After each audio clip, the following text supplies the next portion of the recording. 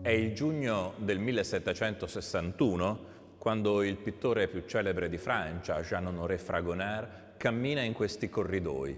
Siamo a Stra, sul Brenta. Siamo nella Villa Pisani, un edificio straordinariamente sontuoso, più simile nelle aspirazioni dei proprietari alla Reggia di Versailles, dove un membro della famiglia Pisani era stato ambasciatore presso Luigi XIV, che non alle ville palladiane come siamo abituati a conoscerle. Fragonard vorrebbe andare avanti ancora di qualche passo e visitare il grande salone centrale della villa.